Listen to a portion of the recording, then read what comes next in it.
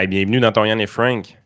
Triste jour. Troisième trimestre négatif en termes de croissance économique et non pas PIB négatif, comme dirait la presse.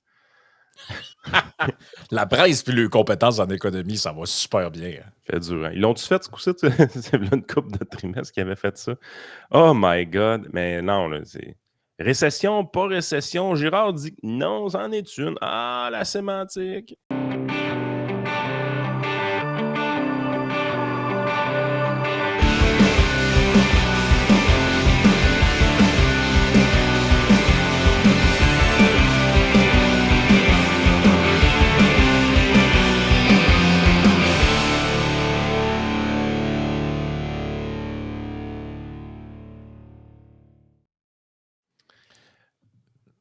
C'est parce que je pense qu'il y a un lien avec ce dont tu veux parler, là, mais tu sais, le texte de Vincent Brousseau-Pouliot, publié dans la presse, où il dit, le texte s'appelait «Non, les impôts ne nuisent pas à l'économie». Je Le pense que texte qui s'est fait défoncer sur Twitter par Geloso, puis une fois de plus dans la oui, presse par Robert Gagné. oui, parce que la presse ont demandé, as-tu quelqu'un qui veut un droit de réplique? Vincent était couché dans son lit, puis il attendait la fin du monde.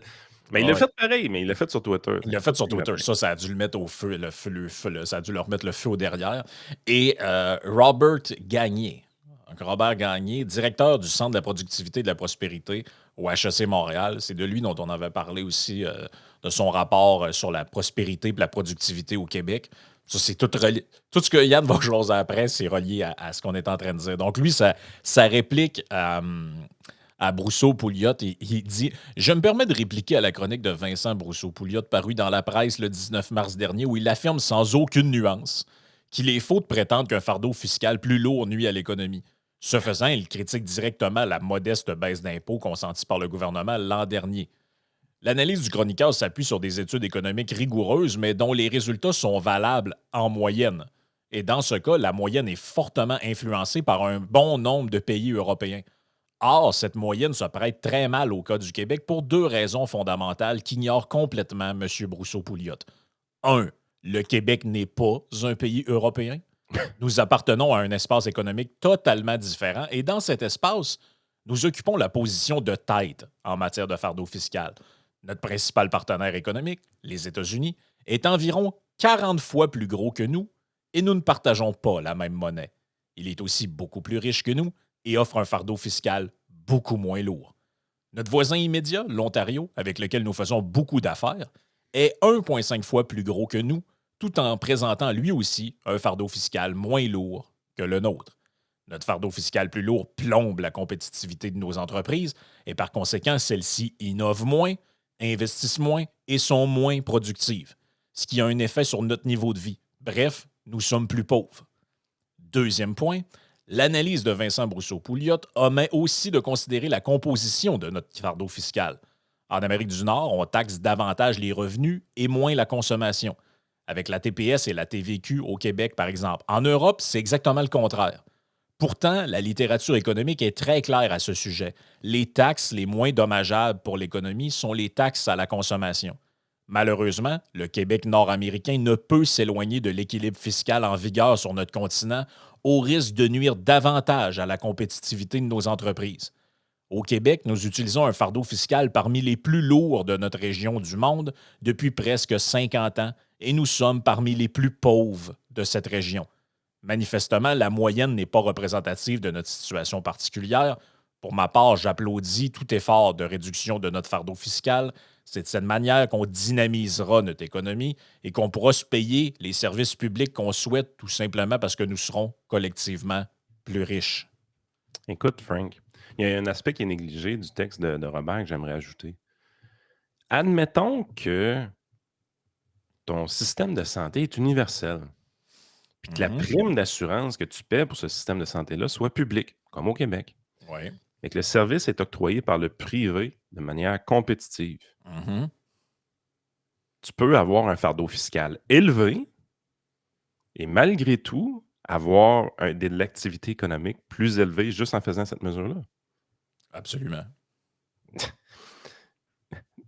sais, je veux dire, l'affaire qui cloche au Québec, là, c'est qu'on taxe beaucoup et le gouvernement se prend pour une PME.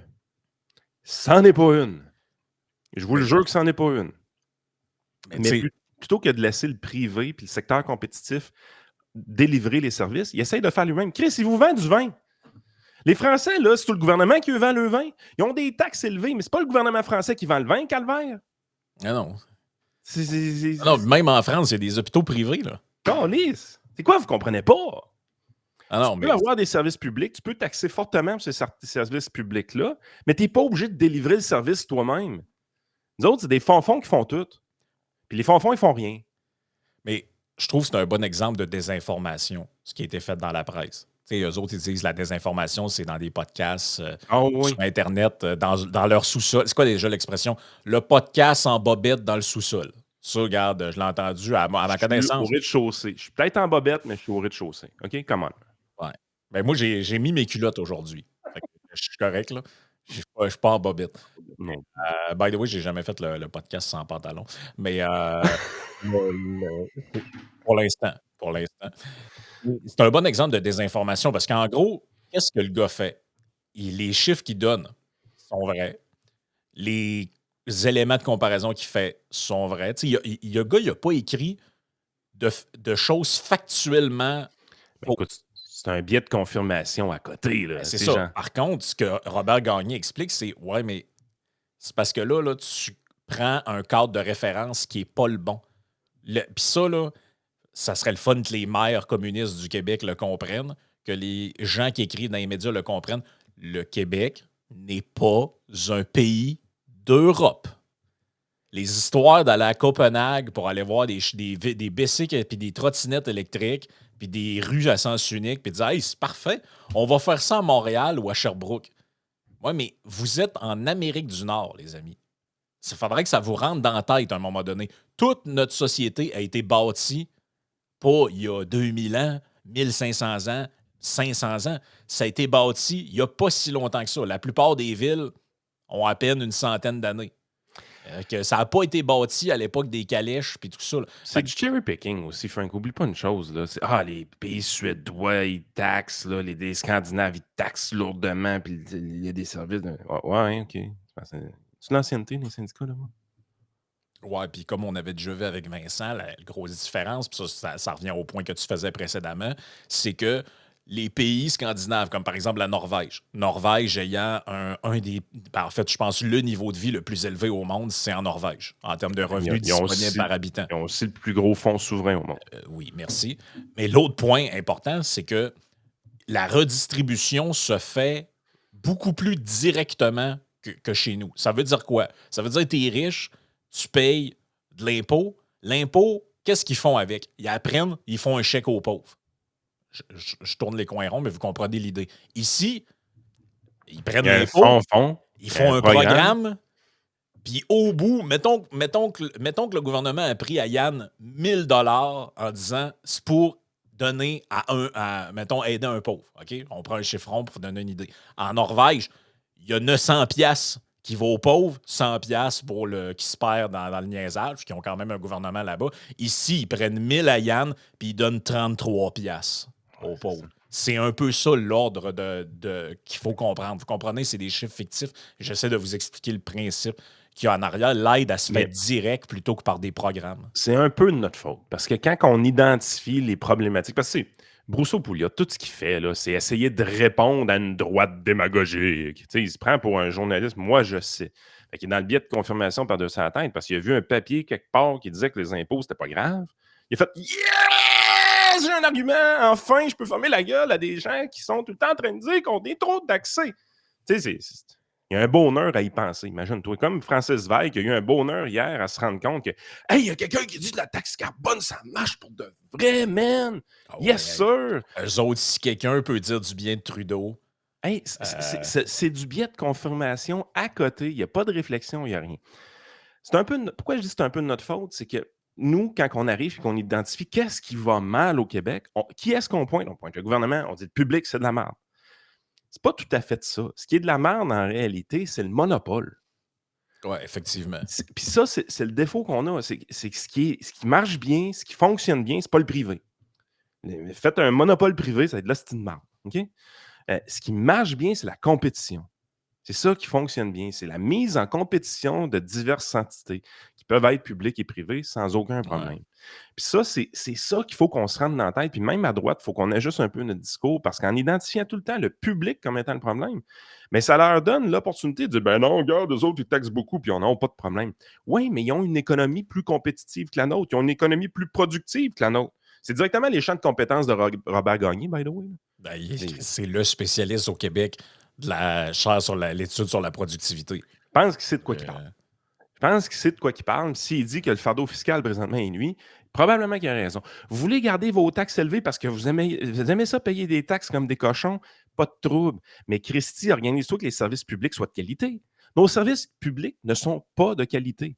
La seule place qui est un peu moins pire, c'est l'éducation. mm. Puis sais-tu quoi? C'est moins pire, non pas dans les programmes réguliers, dans les programmes spéciaux, sport-études, hors-études, ainsi de suite. Pourquoi? Parce qu'ils ont été mis en compétition avec le privé au Québec. Il y a 22% d'écoles privées et semi-privées au Québec. That's it. C'est la Ah oui. seule raison. On le fait, on réussit. Dans certains domaines, on a réussi sans faire exprès. Puis on n'est pas capable d'étendre le modèle. Mais pourquoi l'éducation, c'est moins pire que la santé au Québec en termes de services de cul? Ben, c'est parce qu'il y a une mise en compétition, puis il y a du public pareil, Ouais. là. Je veux dire, c'est quand vous allez vous enlever la marde dans les yeux, là? Ben, écoute, on pourrait prendre un autre exemple qui nous concerne vraiment. Imaginons qu'au Québec, il y avait un seul podcast. Est-ce qu'il serait bon? Il serait mauvais en sacrament. Il Tu sais, serait genre mauvais. l'émission de Paul Arcand à Montréal, tu sais. Ouais, c'est ça. C'est ça que ça fait l'absence de compétitivité. Ça donne Paul Arcand. Ça fait, ben c'est ça. Ça donne l'émission de Paul Arcac. Puis Pas écoutable. t'es assis, puis même encore là, il n'y a pas de compétition parce qu'il est trop en avance de tout le monde, mais il est quand même dans un marché Oui. de compétition. Imaginons que les autres sont interdits par la loi. Ah, c'est Hey, encore plus mauvais. Là. Ben là, ben c'est ça. Mais c'est ça le système des monopoles. Puis comme tu l'as bien dit, tu sais, des fois, on a le faux débat sur ouais, est-ce qu'on devrait. Tu sais, la SAC, ça devrait-tu être privé? Non. La SAQ ne devrait pas être un monopole privé. Mais Il non. devrait avoir de la liberté dans le marché. La SAQ peut continuer d'exister, mais le Costco peut vendre des bouteilles de Jack Daniel. C'est quoi le problème? Ils vont juste se compétitionner l'un l'autre. Quand il y a de la compétition, hey, ça faisait peur aux péquistes. Il y a une guerre de prix. Ah, hey, ils ont légiféré une couple de fois pour ça. Là. Hey, les guerres de prix dans les essenceries, c'est une fatalité. Hey, ça, c'est vraiment grave. On va mettre un prix plancher. Ouais, ouais. Hey, si quelqu'un osait vendre le gaz moins cher à quelqu'un d'autre, mon Dieu, quel drame national. Ah non, mais les autres, c'est parce qu'ils voyaient dans le futur. Ils disent qu'il va y avoir moins d'essenceries, les petits vont mourir, puis il faut protéger les Ouais. petits. Et là, la raison pour laquelle on parle de ça, c'est que là, il y a eu toutes sortes de débats. Là. Rappelle-toi Girard avec son scénario de licorne. J'ai pas vu le commentaire, j'ai juste vu le mot sexe dedans. Fait que j'ai pas. Joey dit le titre du podcast monopolistique. On prend tous un sexe oral sous écoute pour dire bonjour tout le monde à Yann et Frank. Un genre de melting pot, ça serait bon pareil. Ce serait mauvais en sacrament. Ouais, ça serait mauvais en sacrament. Je sais pas c'est qui va jouer le rôle de l'invité dans le podcast à Legault, là, mais. Fait que c'est ça, c'est que, tu sais, Tasla, c'est le deuxième budget auquel tu assistes. Pas Rémi Girard. Voyons, moi, un matin, je mélange tout. Éric. Ça, c'est le gars qui faisait Pogo dans Petite Vie. Non, Éric Girard. Qui aurait pu jouer dans Petite Vie aussi, pour vrai. Là. Ouais. Mais lui, il a tout le temps des scénarios licornes. Il n'y aura pas de récession, les taux vont baisser, tout est parfait. Les gens vont accepter les propositions de convention collective comme telles. Puis, c'est ça. Il n'y en a pas de problème. Il y a comme est-ce que c'est des genres de budget arc-en-ciel, finalement? Ah oui. C'était-tu écrit « ça va bien aller » sur le dessus du... pour moi, ils ont pensé. D'après moi, ils ont pensé. Puis là, toi, ce que tu nous dis un matin sur ton compte Twitter, je pourrais peut-être. Ben, c'est pas nécessairement important de faire apparaître le tweet, mais en gros, ce que tu dis, c'est là, on est rendu au 3e trimestre de croissance négative au Québec. Normalement, là, il y a des débats sémantiques, là, récession, pas récession, mais normalement, la définition classique, c'est quoi? C'est 2 trimestres négatifs consécutifs pour une récession? Oui, non. OK, oui, non. La récession technique, ça va être 2 trimestres négatifs. L'affaire, c'est que. Comment je te dirais ça? I don't care si c'est récession ou pas. Tu sais, c'est comme ton économie croît à 0,1%. Hey, yes, on n'est pas en récession. Ton Ouais, t'es économie stallé, là, ouais, Chris. c'est ça. Puis ton économie croît à moins 0,1 hi, là, on est en récession. Qu'est-ce que ça change? Je veux dire, tu es à 0,2 d'écart entre les 2, tu sais? C'est juste s'il n'y avait pas de journalistes économiques, bon rien en finance, là, le terme récession ne serait pas utilisé tant que ça. C'est juste quelque chose qui marque l'esprit, les récessions, parce que souvent, il arrive des affaires graves là-dedans, Ouais, des taux de ouais. chômage qui augmentent, de la misère, de la faillite, des choses comme ça. Fait que, tu sais, présentement, côté technique, si on prend vraiment une définition très, très, très, très basique d'une récession, on est dedans, c'est clair. 3 trimestres négatifs, c'est une récession par défaut. Bon, le taux de chômage n'est pas à 10. Le taux de faillite, il est en hausse, mais tu sais, c'est sacrément pas la fin du monde encore. Fait que, tu sais, est-ce que tu peux faire un argument pour dire on n'est pas vraiment en récession? Oui. Biden, ça y est arrivé, by the way, l'année passée, ou il y a 2 ans, je pense. Ouais. Il y avait eu 2 trimestres négatifs aux États-Unis, puis à toute fin pratique, l'économie allait vraiment bien. Là, le taux de chômage était en bas de 4 là, ou tout près de 4. Caler dire que c'est une catastrophe, puis qu'on est en récession avec un taux de chômage de 4 c'est un peu weird. Fait que c'est pour ça qu'il y a des nuances qui sont amenées, parce que le contexte était particulier. Sauf qu'il n'y a rien qui change au fait que le Québec est stallé pareil. Il y a de l'eau dans le gaz. Là. Puis rappelons où est-ce qu'on vit. On vit en Amérique du Nord. Le voisin au sud, il n'est pas stallé. Là. Il est zéro stallé. Ça va bien. Ça roule. Il y a de la job. Fait que là, comment qu'on fait pour donner un coup de crinque à ça? Tu sais, je veux dire, qu'est-ce qui se Ouais. passe? Tu sais, on a eu, puis dis-toi une affaire, là, on a 3 trimestres négatifs, malgré le fait, puis tu sais, pense-y, là, c'est Q3, Q4, puis Q1, même pas, c'est dans le fond, c'est Q2, Q3, Q4. Euh, ben, on est vraiment dans une position qu'on avait baissé les impôts l'année passée. Là. Mhm. On est tombé en récession malgré le fait qu'on avait donné un break aux contribuables, puis qu'on avait donné des chèques aux années aussi. Pense-y, c'est débile. Ça aurait été pire. Ça aurait été pire. Ouais. Mais là, mettez-vous dans la peau des investisseurs. OK? Ceux-là là, qui ont de l'argent un peu dans les poches, puis qui veulent développer des bâtisses, qui veulent faire un agrandissement d'entreprise, qui veulent faire une acquisition d'entreprise, qui veulent vendre leur entreprise, qui veulent se lancer en affaires. Tous les gens qui ont le potentiel d'investir. Les taux d'intérêt ils ont monté fortement. Fait que c'est quand même assez dur emprunter, c'est pas agréable, ça nuit à la rentabilité des projets. Fait qu'évidemment, il y a moins de projets qui se font à cause de ça. Mais là, tu regardes le gouvernement aller, puis tu dis, va-tu avoir un break un moment donné? Mhm. Parce que là, ça, c'est pas quelque chose que les gens font consciemment. Tu sais. Je l'illustre un peu, je raconte l'histoire, j'illustre un personnage qui a cette réflexion-là, mais il n'y a personne qui a cette réflexion-là réellement. C'est l'affaire, c'est quand il y a un pessimisme économique ambiant, généré notamment par des déficits gigantesques d'un gouvernement, 11 milliards de déficits, c'était peur, hein? Ben, tu es dans une position, tu te dis, sans t'en rendre compte, tu as l'impression que les taxes et les impôts vont augmenter dans le futur. Donc, ton goût comme entrepreneur, comme investisseur, d'investir, de starter des nouveaux projets, de faire des agrandissements, d'aller de l'avant avec des choses, il diminue. C'est directement attaqué. Fait que là, il y a moins d'investissement de capital qui se fait, puis tout vient qu'à ralentir. C'est aussi simple que ça, là. La pénurie de main-d'œuvre, elle s'en vient pas mal réglée. Là. Les entreprises recommencent à avoir des CV. Puis même les entreprises qui sont au bas de l'échelle, qui sont à l'entrée, là, le détail, par exemple, le fast-food ou peu importe, ils recommencent à avoir des CV pour de vrai. Les gens ont faim, les gens ont besoin de travailler. Fait que là, présentement, il va falloir qu'il y ait un wake-up call. Le Québec ne va pas bien économiquement. Ah, mais l'Ontario, le gars, il fera toutes les comparaisons du monde avec l'Ontario. Là. On s'en Non, mais calisse. regarde, on peut les voir, là, ça, c'était dans un article de Gérald Filion un matin dans ici Radio-Canada qui parle un peu de la même affaire que toi. Là. Puis, tu sais, on regarde les finances publiques. Là, le Nouveau-Brunswick a un surplus, l'Alberta a un surplus, la Saskatchewan a un léger déficit. Là. On est quand même dans un ordre de grandeur qui n'est pas si mal que ça.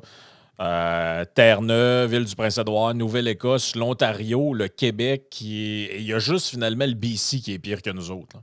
Puis, oublions pas une chose, c'est que historiquement, le Québec figure bien dans ce genre de comparaison-là. Ouais, ben ça, c'était pré-CAC. Là. Non, non, mais c'est vrai. Ah oui. Historiquement, avec les libéraux de Philippe Couillard, on paraissait toujours bien dans ce type de comparaison-là. On a perdu ça. Fait que, tu sais, tout ça amène un négativisme ambiant, un pessimisme qui est évident. Mais Daniel Smith, c'est une foule. Hey, C'est ça fuck qu'on off, nous dit. Là. man. Fuck off. Elle est dangereuse, elle est cinglée. Non, elle donne espoir au monde. Je sais Elle pas, crée un là, mais. environnement réglementaire favorable. Puis ça, c'est l'autre affaire. L'environnement réglementaire est absolument pas favorable. Hey, je veux dire, on est rendu pour essayer. On fait un déficit de 11 milliards. Puis pour essayer d'aller ramasser un peu plus d'argent, on s'invente une lubie comme de quoi qu'il y aurait des gens qui crossent le système dans les ventes de véhicules usagés. Ces gens-là, c'est des crosseurs. Ils font des ventes à 1 $ pour ne pas payer de la TVQ. Il y en aurait 130 000 par année. Puis là, pour pincer les crosseurs, là, on va aller chercher 255 millions sur 5 ans. On va dire que le guide de l'auto va s'appliquer de 9 à 14 ans. Fait que les minounes de jusqu'à 14 ans, le prix de vente au détail va être déterminé par le gouvernement pour calculer la taxe. Calvados, là. Tu es en train d'aller Hey, chercher de c'est qui le l'argent dans le pauvre crosseur? monde. Là? Tu es en train d'essayer d'aller chercher de l'argent chez le pauvre monde. Là. Déjà, en partant, un char usagé ne devrait pas être taxé. Là. Jamais. Il a déjà été taxé une fois, Carlis. Combien de fois vous voulez fouiller dans mes poches? Ben, exactement. Puis ça, c'est exactement le point. Tu identifies un problème. Le problème étant, il y a des gens qui font des déclarations de vente à 1 $ pour éviter de payer une taxe. C'est problématique, c'est de l'évitement fiscal.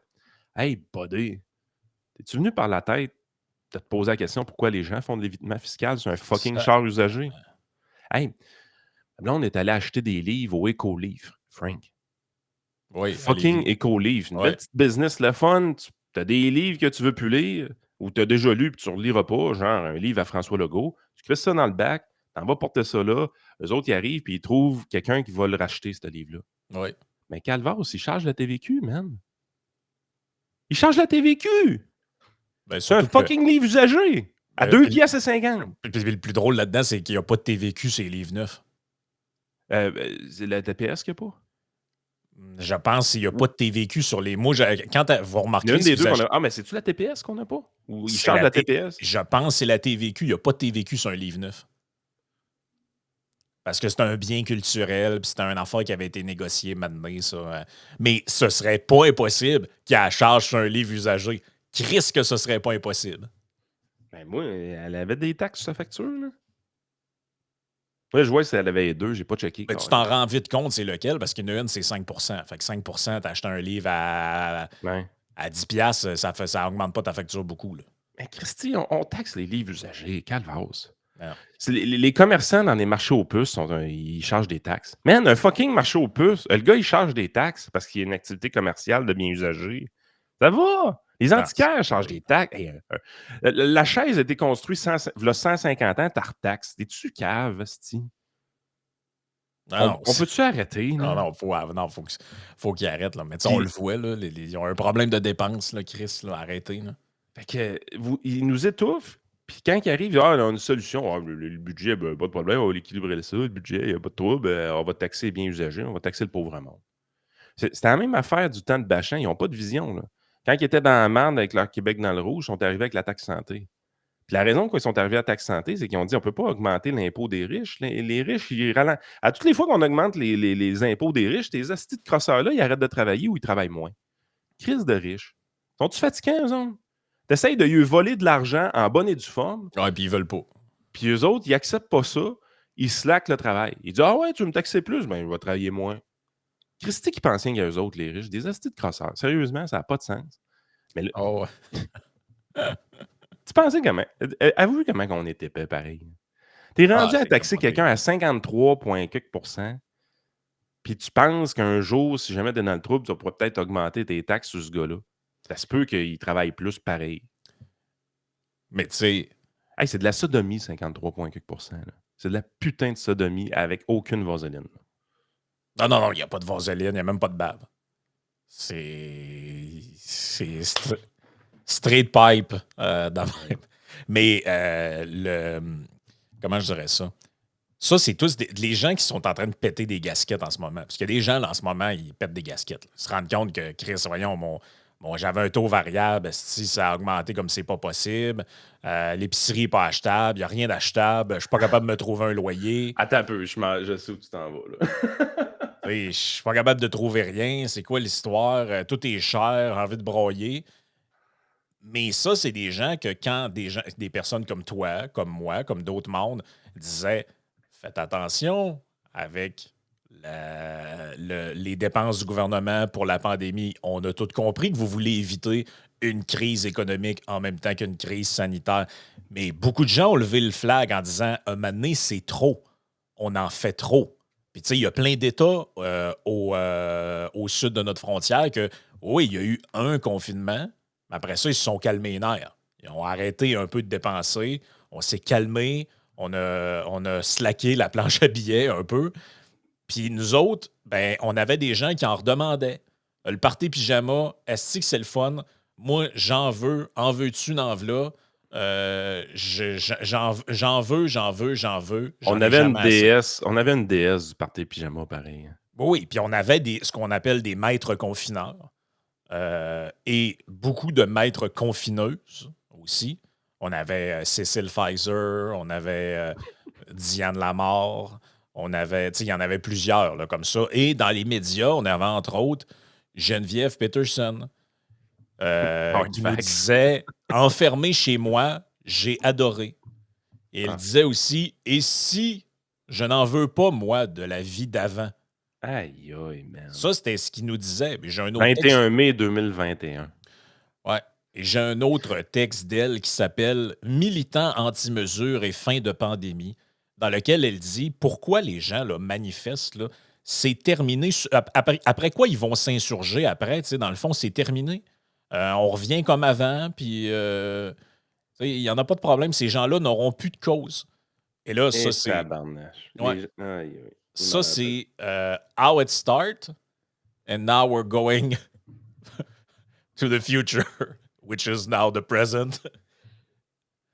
Les prix à l'épicerie me donnent mal à la tête. Et ce, même si je suis capable de gagner ma vie. C'est épouvantable de sortir avec 2 sacs et que ça coûte 3,5 de piastres. C'est terrible de voir les fruits et les légumes pourris sur les étalages. En prime, mon magasin préf. C'est quoi ça veut dire, ça, mon magasin préf? Je sais pas, elle écrit un peu comme ça avait 14 ans, mais ça, c'est une autre affaire. Fait que c'est ça. Bref, c'est là qu'on est, les amis. Nous, c'est la santé d'abord, l'économie ensuite. J'ai-tu inventé cette phrase-là ou elle a été prononcée à moult reprises?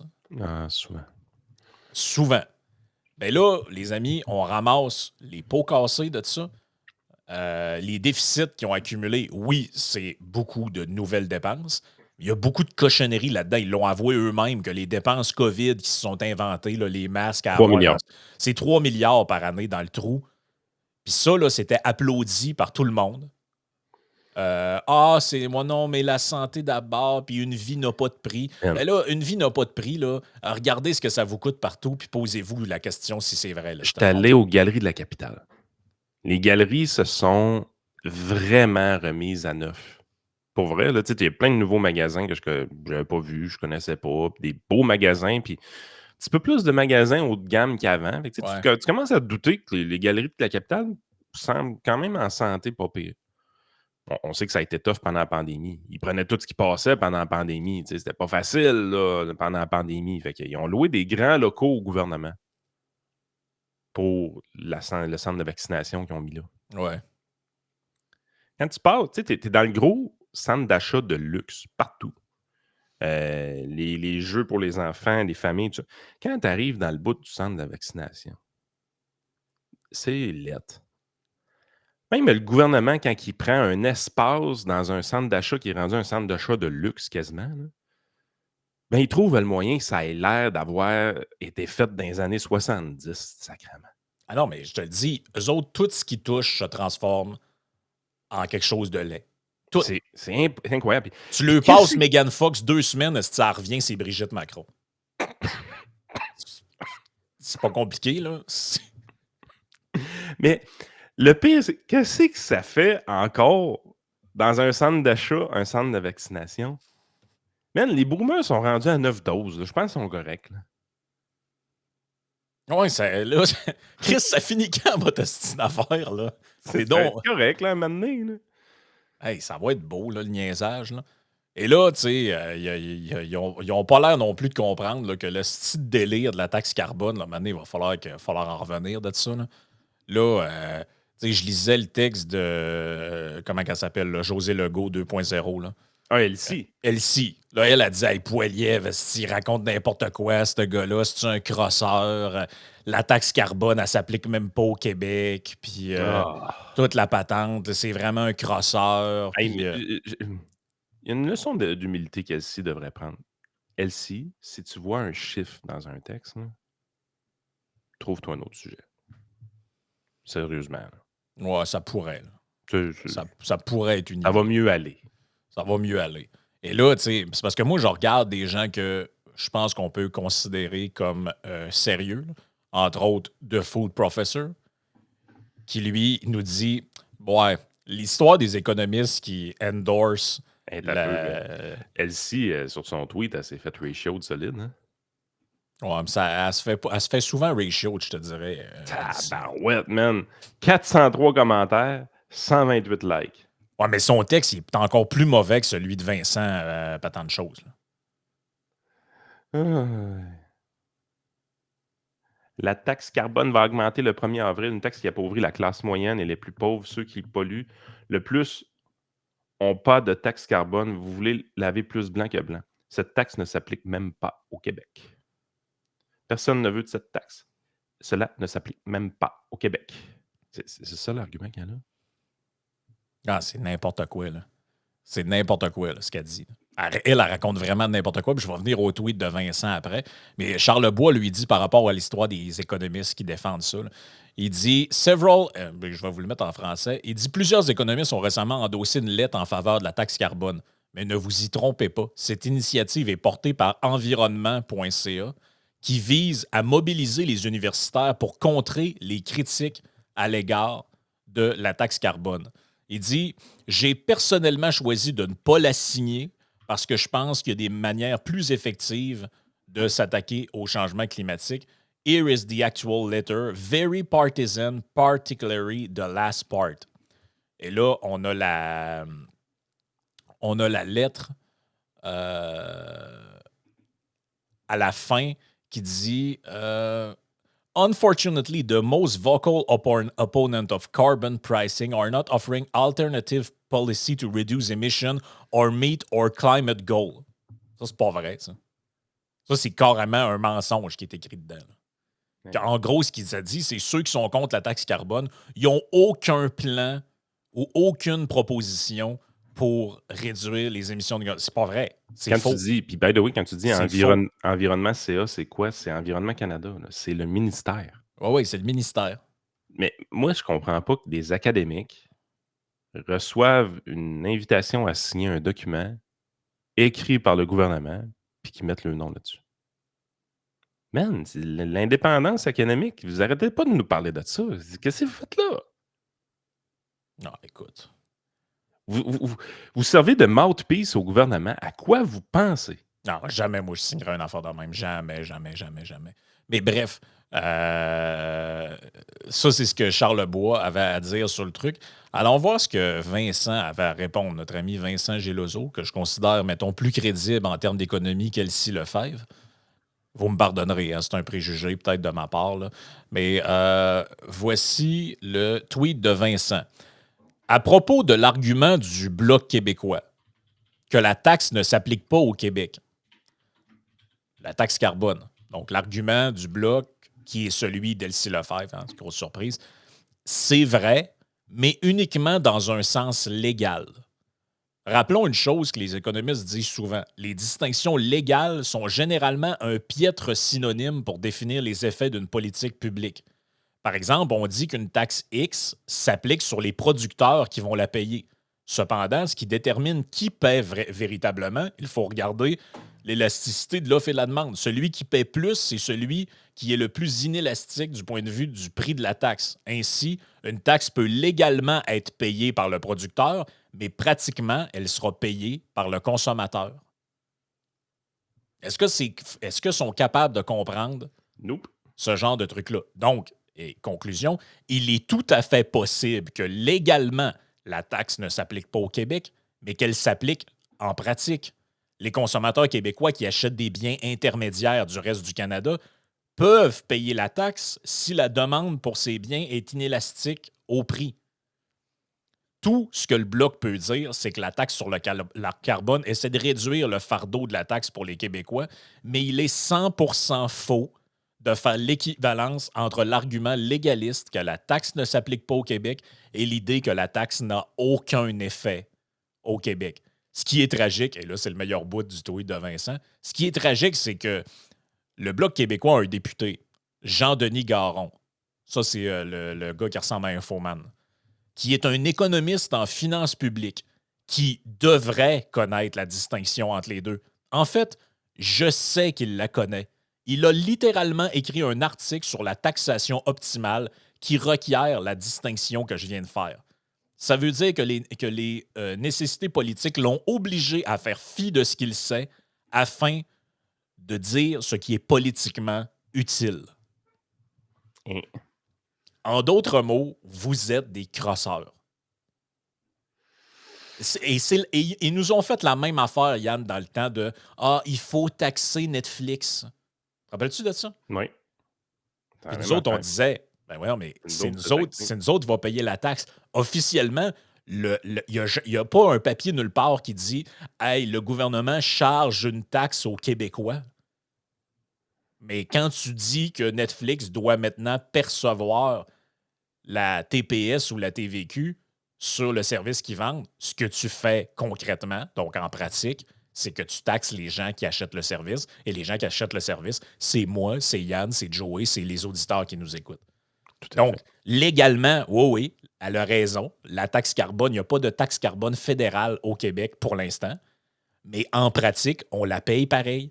À chaque fois que vous achetez un steak à l'épicerie qui a été élevé en Alberta, où les gens la payent, la taxe, vous pensez que vous ne la payez pas, la taxe carbone? Bon, mais d'après moi, vous la payez pas mal. Chaque fois qu'il y a un camion qui amène des marchandises au Québec, en provenance de l'Alberta, Saskatchewan, BC et autres, vous la payez? Tout à Donc, fait. on la paye, là. Chris, c'est quoi cette histoire-là? Vu que sur le bout de papier, c'est écrit qu'elle ne s'applique pas au Québec, donc on la paye pas. Genre, à quel point il faut être débile pour dire un affaire de même? Ou inculte, là. Soyons généreux. OK, genre ça, ce que j'ai dit, inculte. Ça va être plus gentil. Je sais plus quoi te dire.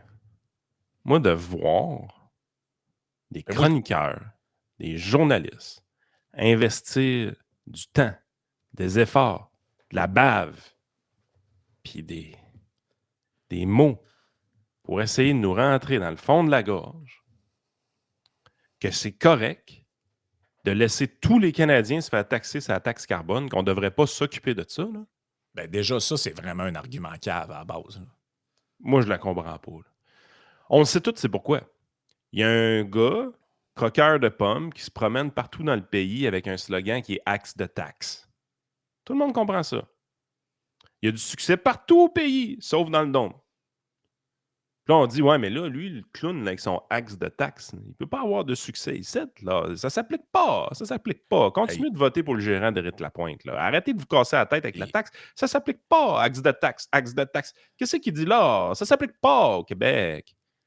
Faut mais être Yann, idiot, pareil. depuis quand qu'on s'occupe rien que des affaires qui s'appliquent ici en passant? Même s'il avait raison, on passe notre temps à parler d'affaires qui ne nous concernent pas. L'avortement aux États-Unis, la C'est guerre en Denis Arafat Ukraine. avec son affaire, mon homme, sur hey, le Hamas, ça prend un cessez-le-feu. C'est ça.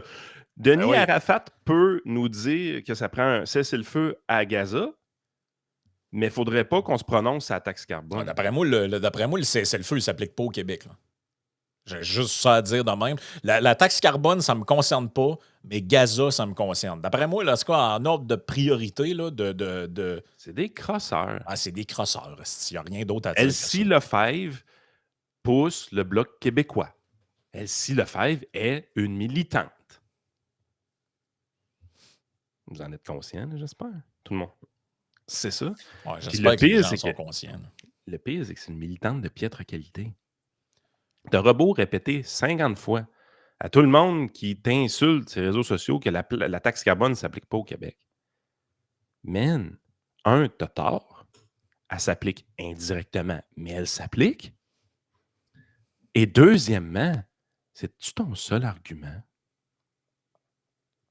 C'est vraiment ton seul argument, là? Pourquoi faut que je me préoccupe de Danielle Smith, ce qu'elle veut faire avec les transgenres en Alberta, mais la taxe carbone, il faudrait que je fasse comme si ça n'existe pas? Puis je vais te dire une troisième chose. La raison pourquoi elle n'est pas appliquée au Québec, c'est qu'on avait déjà notre plan de débile, nous autres. Ouais, c'est ça. Si, mettons, tu arrives et tu te rends compte qu'au Canada, le slogan Axe de taxe fonctionne bien. Pourquoi, comme intervenante dans les médias, tu ne te prononcerais pas en faveur de l'abolition de la taxe carbone au Québec, celle provinciale, le cap and trade avec la Californie? Pourquoi vous ne prononceriez pas contre ça? Ça a toujours été implanté, ces cochonneries-là, de la même façon. Ah, vous allez voir, ça va nous permettre d'avoir les meilleures routes, ça va nous permettre d'investir en environnement. Ouais, ça va vous permettre de donner de l'argent à Nordvolt, hein. Ouais. C'est surtout ça que ça a Ah, permis, ouais. là. Écoute, on va passer à la partie Patreon. J'ai le goût, on va faire une discussion un peu différente de d'habitude. Il y a Angus Reid qui a sorti un sondage sur les croyances des Canadiens. Tu sais, on se fait croire bien des affaires, puis j'aime ça, une fois de temps en temps, revenir sur ce sujet-là. Tu sais, on est athée maintenant, on est laïque, on croit. Nous autres, c'est terminé, les croyances irrationnelles. Bienvenue au 21e siècle. Les Canadiens sont des gens rationnels, puis il n'y a pas personne qui croit des affaires qui se peut pas.